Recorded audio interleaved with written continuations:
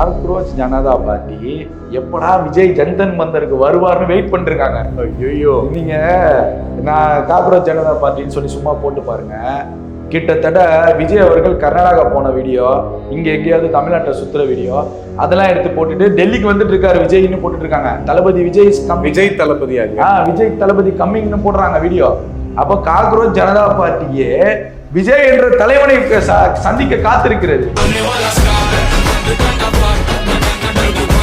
தமிழ்நாட்டின் 2 வருடம் கட்சி ஆரம்பித்து முதலமைச்சரான, அதுவும் சிறுபான்மை ஆட்சின்னு சொல்லக்கூடிய இவர்கள் ஒரு தேசிய அளவில் நடத்தக்கூடிய போராட்டத்திற்கு விஜய் எப்போ வருவாரு காத்துட்டு கிடக்குறாங்க அந்த பசங்க.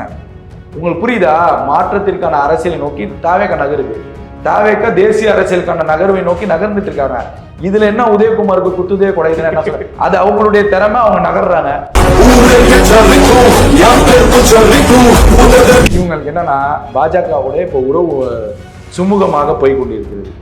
சுமூகமாகனா தாவேக ஆட்சியை கவிழ்க்க சதி நடக்குது பார்த்தீங்களா, அந்த அளவுக்கு இவங்க சுமூகமாக தான் இருக்காங்க. இப்போ பாஜகவுடைய இவங்க மறைமுக டீலிங்கிறது கொஞ்சம் கொஞ்சமா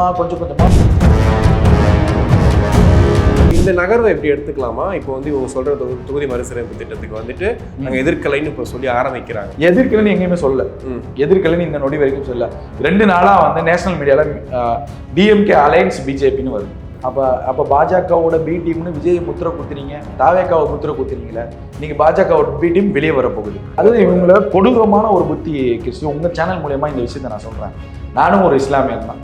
இந்த தேர்தல் நடக்கிறப்போ தாவேக்காவுக்கு ஓட்டு போடாதீங்கன்னு வெள்ளிக்கிழமை தொழுகையிலே பேசப்பட்டுச்சு.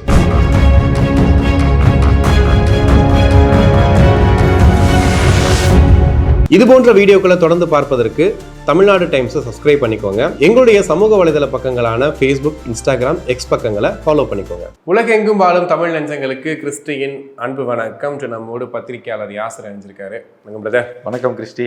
தொகுதி மறுசீரமைப்பு இப்போ அது வந்து பெரிய பேசுபொருளாக இருந்துச்சு. திமுக ஆட்சி காலத்தில் அவர் மேடையில் பேசிட்டு இருக்காரு மு.க. ஸ்டாலின் அவர்கள். அப்போ ஒரு நியூஸ் வந்திருக்கு பாருங்க, தொகுதி சீரமைப்பில் வந்துட்டு ஒரு இது நம்ம ஜெயிச்சிட்டோம் அப்படின்ற மாதிரி அங்கே பேசுறாரு.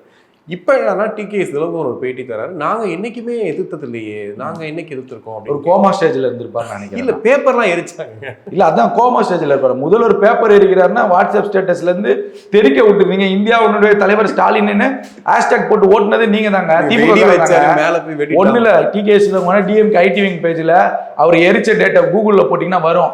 அந்த டேட்ல என்னென்ன ஐடி விங்ல பதிவுகள் போட்டுருக்கீங்கன்னு எடுத்து பார்க்க சொல்லுங்க. கோமால இருந்தீங்க நீங்க. ஏங்க மக்களை ஏமாத்துறீங்க? எவ்வளவு நாளைக்கு தான் மக்களை ஏமாத்த முடியும்? டீலிமிட்டேஷனுக்கு எதிராக குரல் கொடுத்த ஒரே கட்சின்னு நெஞ்ச நிமித்திட்டு பேசினது திமுக தான். மறுக்கவே முடியாது. யாருமே நாங்க தான் எதிர்த்து. நாங்க எரிச்ச உடனே பாருங்க அங்க நாடாளுமன்றமே பத்திக்குதுன்னு. நீங்க என்ன விளையாடிட்டு இருக்கீங்களா? பூச்சாண்டி காமிக்கிறீங்களா? அந்த சார்பட்ட கடமை அப்படிதான் நமக்கு கேட்க தோணுது. என்ன ஜோக்கா? இல்ல இவங்களுக்கு என்னன்னா பாஜகவோட இப்ப உறவு சுமூகமாக போய் கொண்டிருக்கிறது. சுமூகமாகனா தாவேக ஆட்சியை கவிழ்க்க சதி நடக்குது பார்த்தீங்களா, அந்த அளவுக்கு இவங்க சுமூகமாக தான் இருக்காங்க. இதற்கான எடுத்துக்காட்டு தான் நான் என்ன சொல்ல வரேன்னா, பாஜகவோட திமுக அண்டர் டீலிங்ல இருக்கிறனாலதான் எடப்பாடியை முதல்வராக ஏற்றுக்கொள்ள ஓகே சொன்னாங்க. ஓகே, இவங்க போனா போதும், நமக்கு ஆமா நாசமா போனா போதும். அப்பேற்பட்ட கட்சி திமுக கட்சி. இது வரைக்கும் யாரும் மறுக்கலையே. திமுக இருந்து அதிமுக இருந்து ஐயா எடப்பாடி பழனிசாமி அந்த டாபிக்கை பத்தியே எங்கேயும் பேச மாட்டார். சொன்னதே உங்க கூட இருக்கிற சண்முகம் தாங்க. மீட்டிங்கே வர மாட்டாரு. சொன்னதே சிவி சண்முகம், வேலுமணி எல்லாருமே சொல்லிட்டாங்க. இந்த பக்கம் வைகோ சொல்லிட்டாரு, திருமா சொல்லிட்டாரு, ஐஎம்எல் தலைவர் புதிய தலைமுறை தொலைக்காட்சிக்கு 1.5 மணி நேரம் உட்காந்து எடிட்டரோட ஒரு பேட்டியை கொடுத்திருக்காரு. அதெல்லாம் எடுத்து பார்க்க சொல்லுங்க. அப்போ பாஜகவுடைய இவங்க மறைமுக டீலிங்கிறது கொஞ்சம் கொஞ்சமா வெளிப்படையாக வரப்போகுது. இப்போ நம்ம என்ன கேட்குறோம்? பாஜகவோட நாங்கள் கூட்டணி அறிவிச்சுட்டு போங்க. யாரும் உங்களுக்கு குறை சொல்ல போறா? நீங்க அறிவிச்சுட்டு போங்க. பாஜகவோட திமுக இணைக்கிறது, கூட்டணி வைக்கிறோம் நாடாளுமன்றத்துல. மறைமுகமே கிடையாது, இனி வெளிப்படையாக தான் அரசியல் செய்ய போகிறோம். ஒரு அறிக்கையை விட்டுட்டு மோடியை போய் சந்திச்சுட்டு வாங்க. எப்படிங்க அதெல்லாம் நடக்கும்? இல்லைங்க, நான் என்ன கேட்குறேன், சந்திச்சுட்டு வாங்க. மக்கள் யாராவது உங்களை தடுக்கிறாங்களா பாஜகவுக்கு போகாதீங்கன்னு சொல்லி?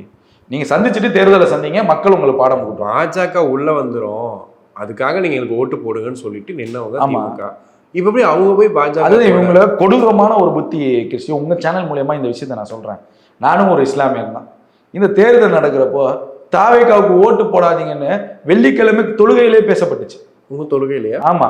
அப்போ நான் என்ன கேட்கிறேன், அப்போ இந்த வெள்ளிக்கிழமை பேசக்கூடியது யார் சொல்றாங்க? ஜமாத்துல் உலமா சபைக்கு ஒரு உத்தரவு வருதுன்னு அன்றைக்கு பேசக்கூடிய மத போதகர் சொல்றாரு. ஓகேவா? அப்ப அந்த ஜமாத்துல் உலமா சபைக்கு உத்தரவு போட்டது யாரு? விஜய்க்கு வாக்களிக்காதீங்கன்னு உத்தரவு போட்டது யாரு? திமுகவுக்கு தான் வாக்களிக்கணும் உத்தரவு போட்டது யாரு? இஸ்லாம் வாக்களிப்பதையே முரண்படக்கூடிய மதம் தான் இஸ்லாம். ஏன்னா நேர்மையானவர்களை தேர்ந்தெடுக்கிறவனும் நேர்மையானவர்களுக்கு ஆதரவு கொடுக்கணும் இஸ்லாம் சொல்லுது. அவ திமுக நேர்மையானவர்கள் இருப்பார்களா இல்லையா, இல்ல காங்கிரஸ்ல எந்த கட்சியிலும் இருப்பார்கள் சொல்ல முடியாது. வாக்குறுதி கொடுக்க முடியாத ஒரு விஷயத்தை செய்யாதீங்கன்னு தடுக்குது இஸ்லாம். இதுல எப்படி ஒரு மதத்துக்குள்ள ஒருத்தர் அதுவும் நம்ம தொழுகிற இடத்துல சொல்ற அளவுக்கு எப்படி அது இல்ல, இது அரசியல் சொல்ல வரேன். உங்களுக்கு புரியுதா? இப்படிப்பட்ட கட்டமைப்பு, இப்படிப்பட்ட ஒரு அரசியலை மக்கள்கிட்ட நீங்க விதைச்சிட்டீங்க. இன்னைக்கு பாஜகவோட மறைமுகமாகவும் வெளிப்படையாகவும் நீங்கள் ஆதரவு தருவது, ஆதரவு நிலைப்பாட்டில் பேசுவதே தவறு, பெரும் பாவம் நான் சொல்ல வரேன். அப்ப இந்த நகர்வை எப்படி எடுத்துக்கலாமா? இப்போ இவங்க சொல்ற தொகுதி மறுசீரமைப்பு திட்டத்துக்கு நாங்க எதிர்க்கலைன்னு இப்ப சொல்லி ஆரம்பிக்கிறாங்க. எதிர்க்கலைன்னு எங்கேயுமே சொல்ல, எதிர்க்கலைன்னு இந்த நொடி வரைக்கும் சொல்ல. 2 நாளா நேஷனல் மீடியால டிஎம்கே அலையன்ஸ் பிஜேபின்னு வருது. ஓகே, டிஎம்கே ஹேண்ட் ஸ்டாண்டர்ட் பிஜேபின்னு வருது. இவ்வளவு தலைப்பு செய்திகள் வருது. நம்மளை விட அவங்க ரொம்ப ஃபாஸ்டா இருக்காங்க. 2 நாட்களாக நேஷனல் மீடியால ஓடுது. சரி, இன்னைக்கு காலையில இருந்து ஓடுது. நான் என்ன கேட்கிறேன், இது வரைக்கும் திமுக தலைமையிலிருந்து பாஜகவோட ஒட்டும் உறவும் இல்லை. இது பெரியாரின் கொள்கை, இது சமூக நீதி கொள்கை, இது பெண்ணுரிமைக்காக போராடின, இந்த மொழிக்காக போராடின பூமி, இது இந்தி எதிர்ப்புக்காக போராடின பூமி, சனாதனத்திற்காக போராடின பூமி, அறிக்கை கொடுத்துருக்கலாம்ல. 2 நாளா செய்தி வருதுல்ல, யாருமே பார்க்கல. டிபேட்ல இப்ப எப்படி பேசுறாங்க தெரியுமா? அரசியல்ல எதுவும் நடக்கலாம், இதெல்லாம் பெருசா பேசலாமா அப்படிங்கிறாங்க. அப்ப பாஜகவோட பி டீம்னு விஜய் முத்திரை குத்துனீங்க, தாவேக்காவை முத்திரை குத்துனீங்களே. நீங்க பாஜகவோட பி டீம் வெளியே வரப்போகுது, பாஜகவுடைய ஏ டீமே வெளியே வரப்போகுது. நீங்க பொறுத்திருந்து பாருங்க. நான் என்ன கேட்கிறேன், 2 நாளா செய்தி ஓடுது. இதை மறுத்திருக்கணுமா இல்லையா? மறுத்திருக்க கூடாதா? கண்டிப்பா. சனாதனத்தை எதிர்த்து பேசி வழக்கு வாங்கினவர் தானே உதயநிதி. இதை மறுத்திருக்கணுமா இல்லையா? சரி, என்ன கொள்கையில நீங்க உடன்படுறீங்க? சரி, பாஜகவோட எதற்காக நீங்க உடன்பட போறீங்க? ஒரு எக்ஸாம்பிளுக்கு சனாதனம் டீலிமிட்டேஷனை நீங்க ஆதரிக்கிறீங்க. எதற்காக ஆதரிக்கிறீங்க? பாஜகவுடைய 100 ஆண்டுகள் அஜெண்டா என்ன?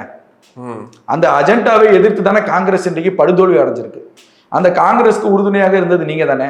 இந்த ஒட்டுமொத்த சிறுபான்மை வாக்குகளை பள்ளிவாசல்களில் கூட பிரச்சாரம் செய்து வாங்கின கட்சி தானே திமுக. தேவாலயங்களையும் அதை பார்த்தேன், வாங்கின கட்சி தானே நீங்க சிறுபான்மையுடைய வாக்குகளை. அப்ப சிறுபான்மைக்கு எதிராக தானே இந்த அரசு இருக்குன்னு எல்லா இடத்துலயும் நீங்க பேசுறீங்க. நாடாளுமன்ற உரைகளிலும் நீங்க வீரவசனம் பேசுறீங்களா? எந்த அடிப்படையில பாஜகவை ஆதரிக்க உங்களுக்கு மனம் மறந்தது? ஒரு பாயிண்ட் வெளியே சொல்லுங்க. ஒரே ஒரு பாயிண்ட் வெளியே சொல்லுங்க. எப்படி ஏத்துக்க முடியும்? டீலிமிட்டேஷனை வரவேற்கீங்க. எங்க வந்தே மாதரம் பாடலை அவமதிப்பதும் அந்த மாடலை பாடாமல் இருப்பதற்கும் சிறை தண்டனைன்னு ஒரு மசோதா தாக்கல் ஆக போகுது மழைக்கால கூட்டத்தொடர்ல. ஓகே, அதற்கு உங்களோட ஆதரவா? பதில் சொல்லுங்க. திமுக ஒரே நாடு ஒரு தேர்தலுக்கு இப்ப ஆதரவு தருவாங்க? இல்ல, நான் தான் சொல்லிடுறேன் 2 விஷயம். இன்றைக்கு மசோதாக்கள் 2 முக்கியமான மசோதாக்கள் நான் பாக்குறது. வந்தே மாதர முதன்மை பாடலாக அறிவிக்கணும் எல்லா மத்திய மாநில அரசுகளுடைய நிகழ்ச்சிகள்ல. 1. அதே போல வந்தே மாதரை பாடாமல் இருப்பதோ எழுந்து நிற்காமல் இருப்பதோ அவர்கள் மீது சட்டப்படி நடவடிக்கை எடுக்கப்பட்டு சிறை தண்டனை கொடுக்குறாங்க அந்த வந்தே மாதரம் மாடலுக்கு. இந்த மசோதாவை திமுக ஆதரிக்குதா நிராகரிக்கிறதா? இதுதான் கேள்வி. இதற்கு பதில் சொல்லுங்க. 1. டீலிமிட்டேஷனை நிபந்தனைகளுடன் ஆதரிப்போம்னு சொல்லி செய்திகள்லாம் வருது. அது எந்த அளவுக்கு உண்மைன்னு தெரியல, பேசுறாங்க. பட் நிபந்தனைகளுடன் என்ன நிபந்தனை நீங்க வைப்பீங்க? டீலிமிட்டேஷன் வருவதே பாஜகவுடைய அஜெண்டாவை பிரதிபலிக்கிறது. 100 ஆண்டுகளுடைய அஜெண்டா என்ன அப்படின்னா இந்தியாவை இந்து தேசமாக அறிவிக்கிறது. இதுதான் பாஜகவுடைய அஜெண்டா.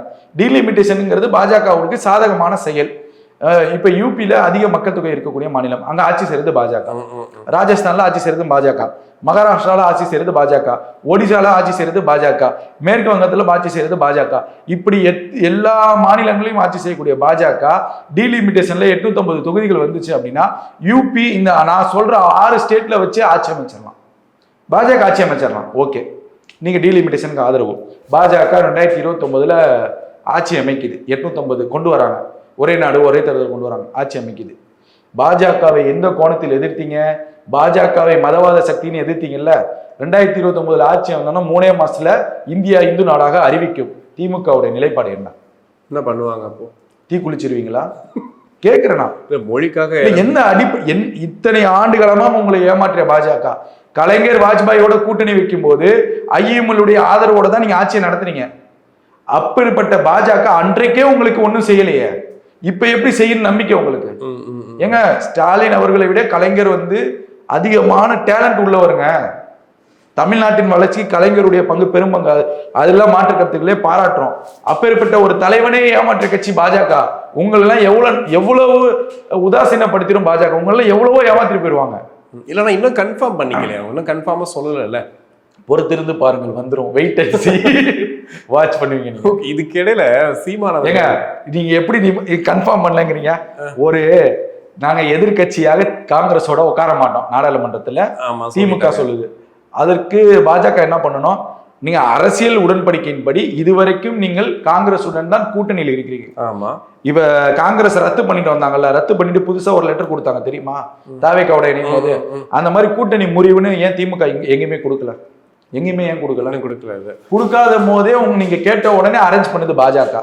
அரேஞ்ச் பண்ணிருச்சு இல்ல, உடனே நாற்காலிலாம் அரசியல் கிடையாதுன்னு பேசுறீங்க. சோஃபான்னு அரசியல் பேசுன நீங்க நாற்காலியும் அரசியல் தான் பேசணும். நாற்காலிகள் மாறுவதும் ஒரு அரசியல் தான். அது பாஜக ஒன்று சுமூகமான நாங்க ஓகே சொல்லிட்டோம் அப்படின்னு தான் சேஞ்ச் பண்றாங்க அங்க. ஓகே, அப்படிதான் அதை பார்க்கணும். இல்ல இப்ப கூட காக்ரோச் பார்ட்டி வந்து அங்க போராட்டம் பண்ணிட்டு இருக்காங்க. இன்னைக்கு காலையில போலீஸ் போய் தடியடி நடத்தியிருக்கு. நீட் எக்ஸாமுக்கு எதிராக இது பண்ணியிருக்காங்க. இப்போ இந்த இதுக்குமே வந்து அறிக்கைகள் பறந்துருக்கும் நேரம். கண்டிப்பா திமுக இருந்து ஏகப்பட்ட அறிக்கைகள். திமுகவெல்லாம் அவங்க எதிர்பார்க்கல. காக்ரோச் ஜனதா பார்ட்டி எப்படா விஜய் ஜன்தன் மந்தருக்கு வருவார்னு வெயிட் பண்ணிருக்காங்க. ஐயோ, நீங்க நான் காக்ரோச் ஜனதா பார்ட்டின்னு சொல்லி சும்மா போட்டு பாருங்க. கிட்டத்தட்ட விஜய் அவர்கள் கர்நாடகா போன வீடியோ, இங்க எங்கேயாவது தமிழ்நாட்டில் சுத்துற வீடியோ, அதெல்லாம் எடுத்து போட்டுட்டு டெல்லிக்கு வந்துட்டு இருக்காரு விஜய்னு போட்டுட்டு இருக்காங்க. தளபதி விஜய் விஜய் தளபதி கம்மிங்னு போடுறாங்க வீடியோ. அப்போ காக்ரோச் ஜனதா பார்ட்டியே விஜய் என்ற தலைவனை சந்திக்க காத்திருக்கிறது.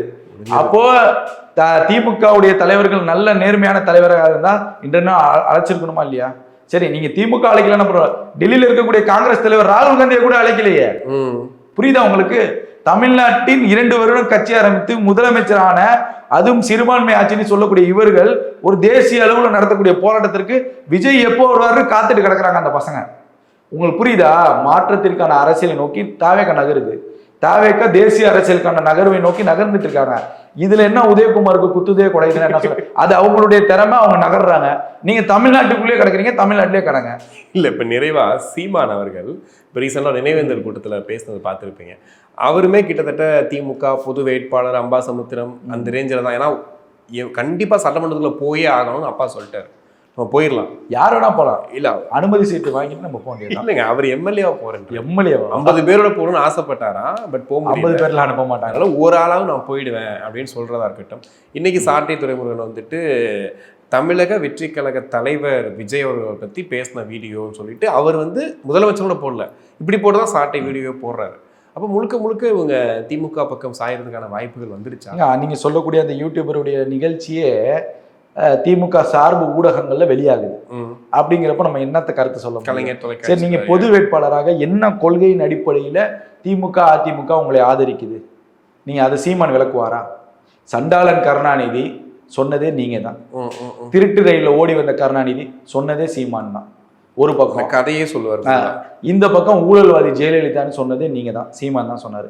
அதே போல நீங்க சாட்டை திருமுருகனுடைய நாம் தமிழர் கட்சின்னு ஒரு யூடியூப் சேனல் இருக்கும், அதுல போய் ஓல்டு வீடியோஸ்னு பாத்தீங்கன்னா சாட்டை துரைமுருகன், இடுமாவனம் கார்த்திக், இன்னும் சீமான் அவர்கள் இவர்கள்லாம் திமுக அதிமுகவை எவ்வளவு விமர்சனம் செய்தார்கள், எல்லாமே இந்த தமிழ் நிலத்திரை எப்படி நாசம் செய்தார்கள் என்ற இந்த உரையை நிகழ்த்துவது இவர்கள் தான். அந்த உரையை பார்த்துட்டு வந்துட்டு நம்ம விமர்சனம் வச்சோம்னா சரியா இருக்கும்னு நான் பாக்குறேன். ஏன்னா எந்த கொள்கையின் அடிப்படையில் நிற்பீங்க? ஏங்க அங்க பார்த்தா பாஜகவோட உடன்படிக்கை, நிபந்தனையோட உடன்படிக்கை. ஏங்க உங்களுக்கு ஆட்சி அதிகாரத்துக்கு வந்ததுக்கு அப்புறம் நீட்டவன் விளக்குனா என்ன, விளக்குலனா என்ன? உனக்கு புரியல. 29 ஒரே நாடு ஒரே தேர்தல், பெரும்பான்மை ஆட்சி, இந்து நாடு கொண்டு வருவான், நீட்டை ரத்து செய்வோம். உங்களோட ஆட்சி அதிகாரமே தமிழ்நாட்டில் கிடையாது, எப்படி நீட்டை நீங்க ரத்து பண்ணுவீங்க? நீ அன்னைக்கு நீ மசோதா கொடுத்துட்டு எல்லாம் கிளம்புன்றுவான் பாஜகக்காரன். என்ன நம்பிக்கையின் அடிப்படையில் நீங்க ஆதரவு கொடுப்பீங்க? என்ன ஏமாத்திட்டு இருக்கீங்க? யாரை ஏமாத்துறீங்க? அதுக்கு வெளிப்படையா அறிவிச்சிருங்கன்னு சொல்றாங்க. இப்ப நான் என்ன சொன்ன, சீமான் அவர்கள் நான் கொள்கை முரண்பாடுகளை விட்டு தாவேக்காவை எதிர்க்க திமுக அதிமுகவுடன் ஒன்றிணைகிறேன் அறிவிச்சுட்டு அரசியல் செய்யுங்க. இல்லவே சத்தியம் பண்றாரு, இல்ல அறிவிச்சுட்டு அரசியல் செய்யுங்க. அங்கிட்டு நான் என்ன திமுக சொல்றேன், பாஜகவுடன் வெளிப்படையான கூட்டணிகளை நாங்க அமைக்க போறோம். திமுக அதிமுக பாஜக கூட்டணி 29 தேர்தலை சந்திக்கும். வருகின்ற உள்ளாட்சி தேர்தலையும் நாங்கள் இப்படிதான் போட்டிடுவோம் சொல்லிட்டு போங்க. தாவேக்கா தடுக்குதா, ஐயோ சேராதீங்கன்னு கையை பிடிச்சி இருக்கிறாங்க. இயக்குனர் களஞ்சியம் வந்து கூடவே இருந்தாரு, பின்னாடியே நிப்பாரு, சிரிச்சா கூட திரும்பி பார்த்து சிரிப்பாரு. அவ்வளவு அவருடைய குற்றச்சாட்டே பாத்துக்கோங்க, முடிஞ்சு போச்சு. இல்ல அவர் சொல்றாரு இப்ப அவர் தமிழ் துரோகியா வந்து மாறிட்டாரு. இல்ல இவர்கள் சித்தரிக்கிறதே அவர்கள் தான் கிறிஸ்டி, இவங்க எல்லாமே சித்தரிப்பாங்க. நான் என்ன கேட்கிறேன், ஒரு கட்சியை 10 வருடங்கள் புறக்கணித்தால் பரவாயில்ல, தொடர்ந்து எல்லா தேர்தலையும் மக்கள் புறக்கணிக்கிறாங்க. புறக்கணிக்கும் போது உங்களுடைய தோல்வியை நீங்க ஒத்துக்கணும்னு நான் சொல்ல வரேன். நீங்கள் பேசக்கூடிய தமிழ் தேசிய அரசியல் இங்க இருக்கக்கூடிய தமிழ் மக்களுக்கு பிடிக்கல, புரியுதா? சீமான் அவர்கள் பேசக்கூடிய தமிழ் தேசியத்தை பிடிக்கலன்னு சொல்றாங்க. பிடிக்காத ஒன்றை வற்புறுத்தி என்ன அவசியம் இருக்க போது, என்ன பலனை நீங்க அடைய போறீங்க? அப்படி பிடிச்சிருந்தா தான் இன்னைக்கு எதிர்கட்சி தலைவராவது நீங்க ஆயிருக்கணுமே, இல்ல அட்லீஸ்ட் தலைவராவது சட்டமன்ற உறுப்பினர் ஆயிருக்கணுமே. சொந்த தொகுதியிலே டெபாசிட் இழந்துட்டீங்க. நீங்க கட்சியிலேருந்து வெளியே வரவங்க மேலலாம் இந்த முத்திரை குத்திடுவீங்க. இப்ப அவர் தாவேக்காக்கு போனா இன்னும் அதிகமா சேர்த்து முத்திரை குத்துவீங்க. இது என்ன? இது அவருடைய நிலைப்பாடு. உங்களுடைய நிலைப்பாடு, நீங்க என்னென்னமோ கதை விட்டீங்கல்ல, என்னென்ன கதை விட்டீங்க ஐயா? மரியாதை நிமித்தமாக எப்படி மரியாதை நிமித்தமா நீங்க கொண்டு இங்க திமுக அதிமுக கொள்கை தாவேக்கா கொள்கையை விட முற்றிலும் எதிர் திசையில் இருக்க கொள்கை நாம் தமிழர் கொள்கை. எப்படி மரியாதை நிமித்தமாக கூட நீங்க சந்திக்க உங்களுக்கு தோணுது? என்ன இது புரியல. அதுக்கு வெளிப்படையா அறிவிச்சுட்டு போங்க. ஒரு மாண்புக்கு பண்ற விஷயங்கள், மாண்புக்கு ஒரு தடவை சந்திக்கலாம், 2 தடவை சந்திக்கலாம், அடிக்கடி எதார்த்தமா எப்படி சந்திக்க முடியும்? இது என்ன நம்ம என்ன இந்த படமா எடுத்துட்டு இருக்கோம்? இதுவும் வெயிட் அண்ட் சீ தானா? எல்லாம் வெயிட் அண்ட் சீ தான், வாட்ச் தான். பாருங்க என்னென்ன அரசியல் நடக்கும். தேசிய அரசியல்ல ஒரு பெரிய மாற்றம் இருக்கு. அது பாஜகவுக்கு ஒரு அச்சமாக இருக்கு. பாஜக நீங்க சொன்னால காக்ரோச் பார்ட்டி தாவேக்காவை எதிர்பார்க்குது, தாவேக்காவுடைய தலைவரை எதிர்பார்க்குது. அது பாஜகவுக்கு சங்கடத்தை ஏற்படுத்துமா ஏற்படுத்தாது? பாஜகவுக்கு ஒரு பயத்தை ஏற்படுத்தும். பாஜக யாரே ஆயுதமா எடுக்கும்? திமுகவே ஆயுதமா எடுப்பாங்க. நீங்க வாங்க கை கொடுங்க, உங்களுக்கு எல்லாமே நான் செஞ்சு தரேன் கேட்பாங்க, ஆர்டர் வைப்பாங்க. அப்ப விஜயை எதிர்க்க திமுகவை கூட ஒன்று செய்வதுங்கிறது அந்த கோட்பாட்டுக்குள்ள அவங்க வந்துட்டாங்க. இந்த இயற்கையான கூட்டணி, இயல்பு கூட்டணி அந்த மாதிரி அவங்க வந்துட்டாங்க. அப்படிங்கிற ஒரு விஜய் அவர்கள் ஒரு பெரிய தலைவராக பார்க்கப்படுகிறார் இந்தியாவில். அதனுடைய வெளிப்பாடு தான் ஆர்பி உதயகுமார் பயந்துகிட்டே சொன்னது. ஏங்க அது அவருடைய திறமைங்க. எங்க நான் அமெரிக்கா அரசியல் கூட போலாம், அது என்னோட திறமை. என் கட்சியை நான் எங்க வேணா வளர்க்கலாம். திமுக டெல்லியில இல்லையா? ஏன் அதிமுக பெங்களூர்ல இல்லையா? ஏன் வளர்த்தீங்க? தேசிய அரசியலை நோக்கி தானே வளர்ச்சிங்க. அப்போ உங்களால முடியல, அவரால் முடியுது, அவர் செய்யறாரு.